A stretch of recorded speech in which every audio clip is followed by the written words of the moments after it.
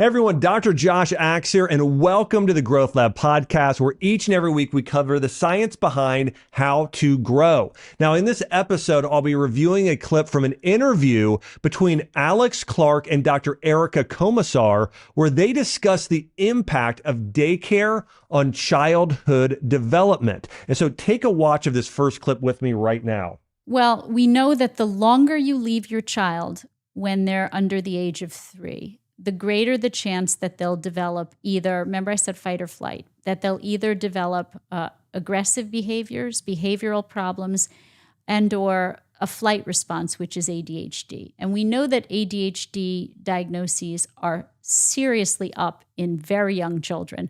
And a lot of that has to do with the stress. So think of ADHD as not a disorder. There's a movement to take the D off of it because it's not a disorder. It is a symptom of children under stress. Wow. So, there are a rare few number of cases that are truly brain disorders, developmental disorders. The rest of it is cortisol in the brain causes the brain to go into that HPA excess, that stress response. So think of the fight or flight and think of ADHD as the flight part. So we have very young children being diagnosed either with behavioral problems and early signs of hostility and aggression and or ADHD. Now, I want to pause here and say this for this interview, is that this is something I've been saying for years, is that ADHD isn't a disorder.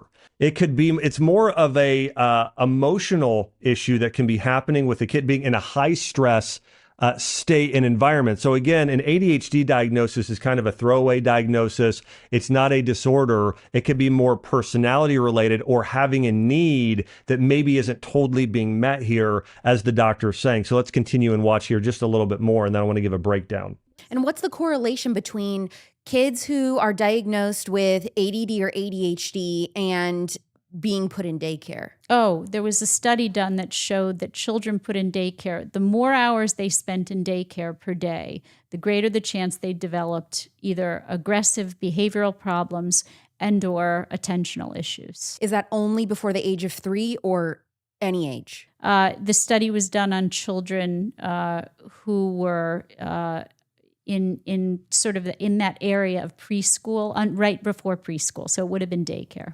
What is better for part-time moms, working 5 days a week, only a few hours a day, or a couple days a week, but those days have longer hours? To work every day a little bit. Okay. So you want to be away from your child for shorter periods of time. Think of it this way, that your child can hold it. Think about holding your breath underwater. You might be able to hold your breath underwater for 1 minute, maybe if you're really strong, 2 minutes. That's what it's like for children when you go away. They're holding their breath until you come home. And as she's saying here, what's happening is when kids are not next to their parents, especially from 0, some people believe it's 0 to 3, some people believe it's 0 to 5 years old, but without that human connection of the parent, because, there's something physiologically that happens with moms and dads. And when kids are with them, there's an oxytocin release. There's a secure place. It's a safe place that keeps cortisol down. As she's saying, that keeps those stress hormones down. So it's really important that there's that parental connection. Now, before I dive into a little bit more here, I want to start off saying this. My goal is not to make anyone feel guilty about anything. My goal as a physician is to help bring truth to help you and your family live the best life possible. By the way, I had a working mom. My mom worked as a school teacher. And I know that even one of my siblings was put in daycare. My youngest brother was put in daycare. And so this is something that our family did. I had amazing parents. My siblings turned out great. And so I did want to share. But what I want to get into in this video is what is ideal in order to build connection with your kids and to raise kids that are that have the best relationships with the parents as possible, that have the least amount of mental health issues like ADHD and other problems here as well. So I want to dive in now, and then we're going to come back to one more clip I don't want you to miss on this video. But here's the reality. The need for daycare started rising dramatically in the 1970s with a push to get women in the workplace. And in the 1980s, this happened with the baby boomer generation. And in 2019, nearly 60% of children ages 5 and younger that were not enrolled in kindergarten were in at least one weekly non-parental care arrangement. And so at least one day a week they were in daycare. Now in 2014, about 40% of married women with a child under the age of 3 worked full time. So again, 40% we're seeing here as a number. While there are obviously many good things to be said about the professional progress of women and the significant contributions they've made in their fields in the workplace, of course, there's always going to be trade-offs, right? And that's the thing that I'd really encourage you with here is that you want to be able to sit back, and a big part of what I try and teach here always is using wisdom. And one of the things that you need to do to be wise is understand their trade-offs and then just make the best decision possible. So it might be where your family, to put food on the table and have a house over your head, you have to work, right? And especially this happens in single parent families where there's really almost, there doesn't feel like there's as much of a choice. Well, I want to get into the best solutions at the end in ranking order.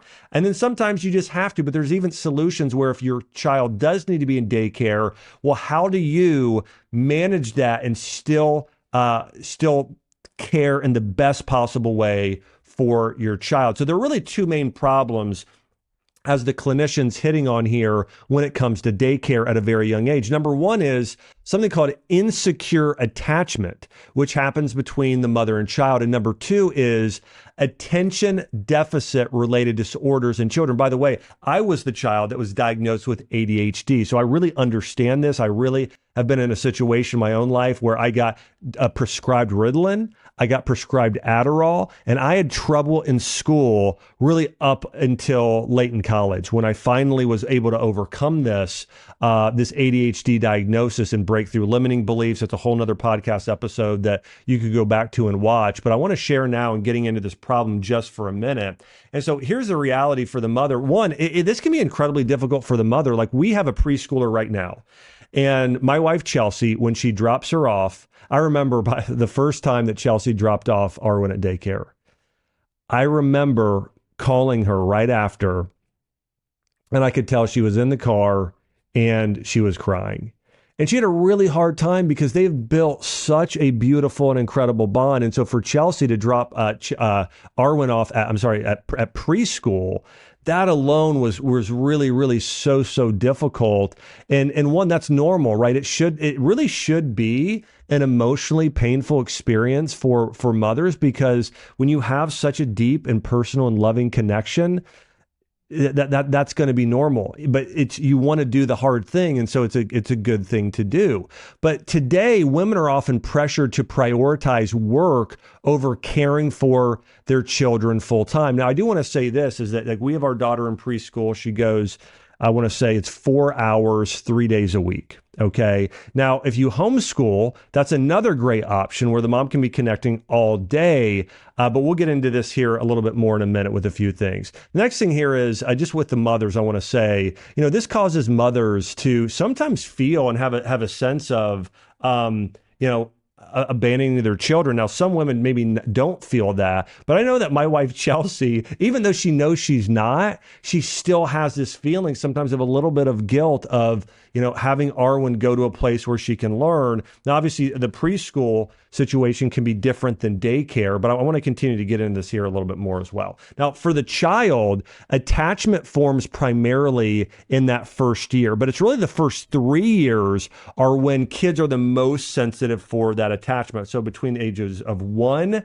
and 3 years old, it was when you really get attachment to your children. So I want to go through this study that was just released on daycare and the effects. Here's what it says. By age 4.5, extensive hours in daycare predicted negative social outcomes in every area of a child, including social competence, externalizing platforms, and adult-child conflict, generally at a rate 3 times higher than other children. And so what we're seeing here in this study is that kids who spend time in daycare, they have more social issues, they have problems, they externalizing problems, and they have more problems with adult-child conflict. Because what happens is these kids don't have that secure anchor on a regular basis. And so rather than learning how to deal with conflict and problem solving and how to socialize with a mature adult, they're learning from it from other kids. And so it's whoever they're spending more time around. So being able to learn it from a parent and that one-on-one attention versus, maybe a daycare is a 1-to-11 ratio, and maybe somebody's jumping in on occasion that's probably not as, they may not be as virtuous as you, but really getting more and more in time with kids where there's a lot of chaos and a lot of problems going on. Kids are oftentimes going to absorb that. Now, I'm going to give a statement here by Joe Biden that was done in 1981. By the way, this might be, and I say this jokingly, but also not joking, it might be one of the only things I've ever agreed with him on. The desire to avoid individual responsibility. He said, I believe this issue is a perfect example of the cancer of materialism that has stricken our society. We do not take care of our own families these days. We want someone else to bear that responsibility. He says, the daycare centers and nursing homes are blossoming across the American landscape, are monuments to our growing unwillingness to accept personal responsibility for those to whom we owe the most, our children, our parents, and our grandparents.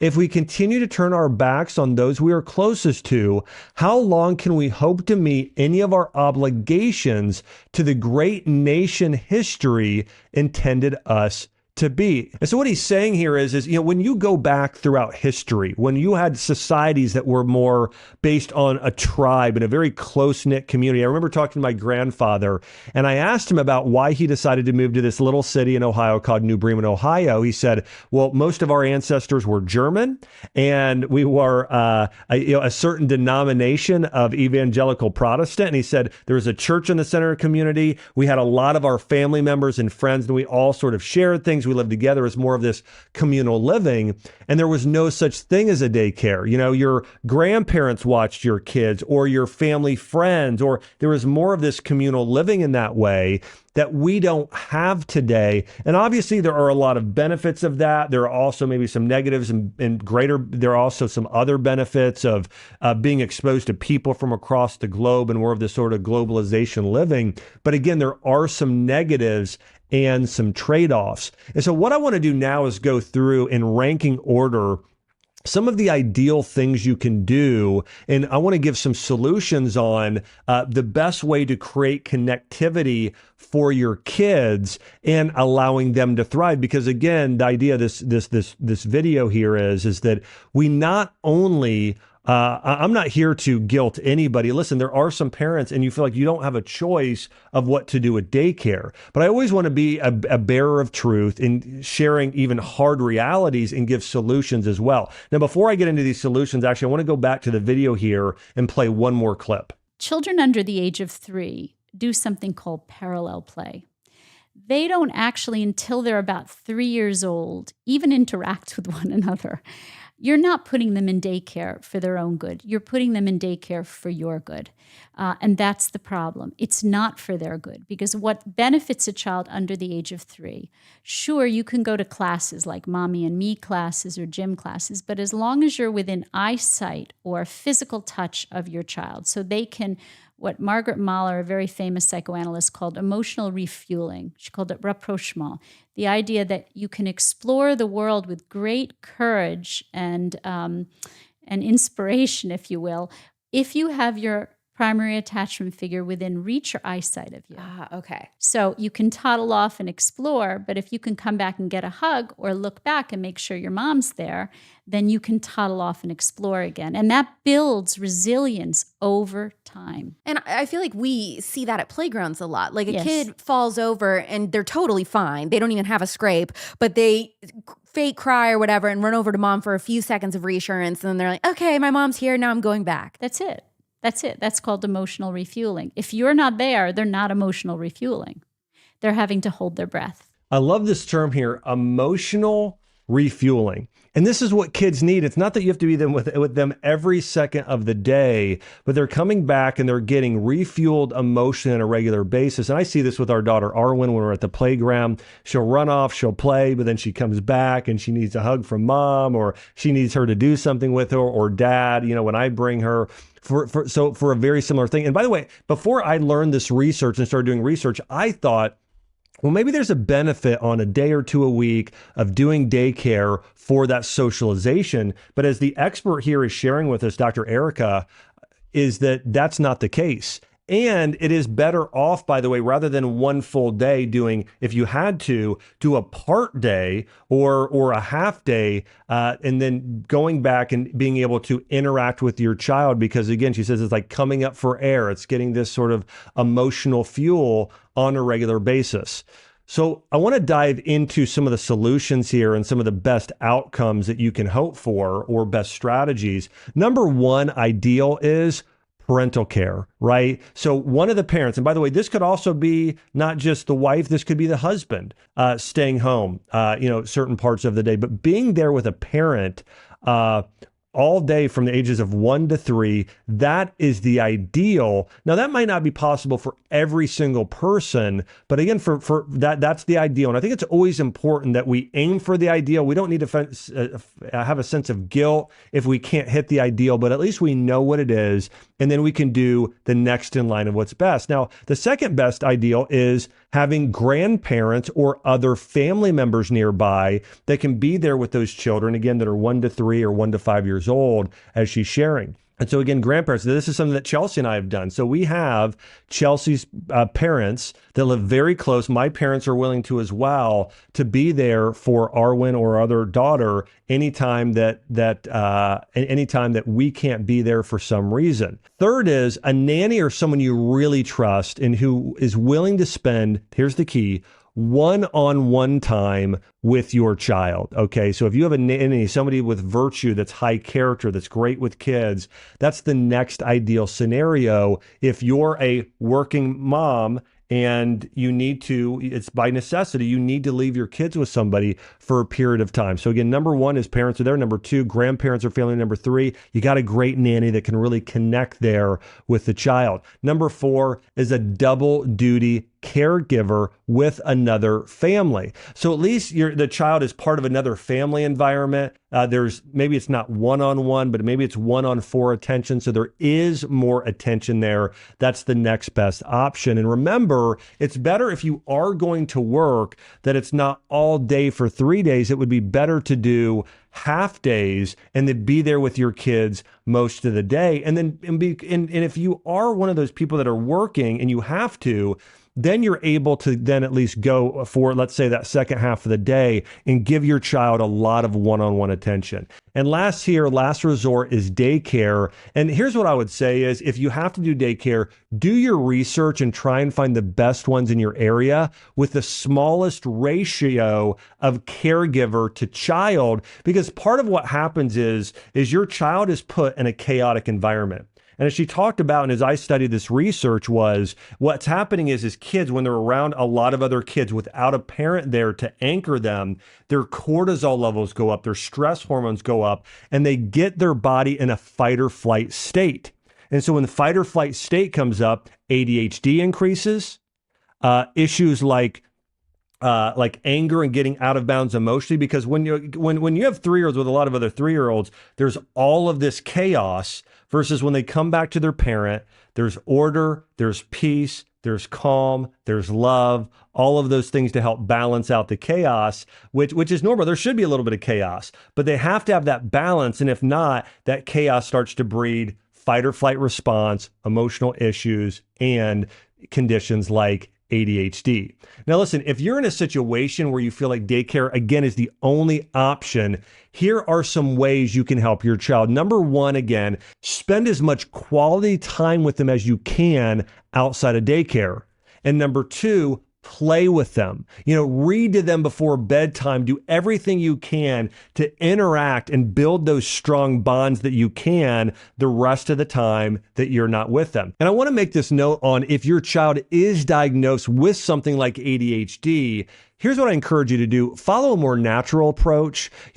Consider supplements and dietary changes and trying to connect with them more one-on-one and even therapy, being able to connect with those kids instead of medicating it, because most of the time medicating it is you're not actually treating a medical condition. As Dr. Komisar was talking about, it is that ADHD is not a disorder. It's not a disease. ADHD is based on two things: personality and the child getting in too much of that fight or flight response. And so medicating it isn't going to help. Instead, do things that are natural to help those kids. Now, listen, final thing here. This video was not to, I almost didn't record this video, but I wanted to, because I always want to bring the truth and share with you what I'm learning, and this breaking news that came out about Daycare, this new study that was just released. I think it's so important that we know the truth so we can grow and help our kids grow and become the best they can be, and just understanding the reality